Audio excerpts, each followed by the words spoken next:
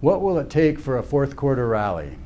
As we sit here in mid-October, the onset of fall means that the third quarter has ended and investors begin to focus on the fourth quarter. The widely followed large company S&P 500 index dropped 3.7%, not including dividends, in the third quarter, but even with the Q3 decline, the index increased 11.7% for the year, which was 2023 through September, and gained 13.1% including dividends. Following the third quarter weakness, we assess the potential for a seasonal fourth quarter rally. Since 1999, which is 24 years, fourth quarters, which is October through December, have posted the best average return of all quarters for the S&P 500 index. On average, it shows a 4.4% quarterly gain with positive returns 79% of the time. In addition, going back to 2013, the fourth quarter was positive 9 of the past 10 years.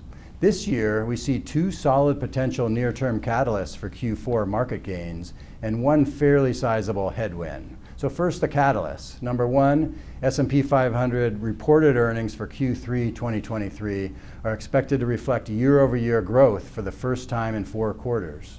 The earnings reporting season is now underway and will continue through October and November.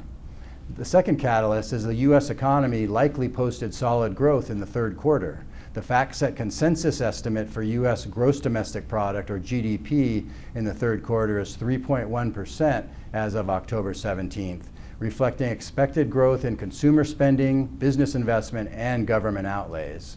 The Commerce Department will release that Q3 GDP data on October 26. But then the headwind, and that's a dramatic rise in long-term interest rates as measured by the yield on 10-year U.S. Treasury bonds, which fluctuates daily in bond market trading, and its yield was 4.90% on the 17th of October, the highest level in 16 years. The high yield not only creates valuation challenges for equities as investors weigh alternatives, but could restrain credit, which would harm economic growth in future periods. We conclude that catalysts exist which could drive near-term gains, but that the big picture remains cautious. So stick with high-quality companies and remain diversified across sectors. For specific recommendations and strategies, please contact your D.A. Davidson financial professional.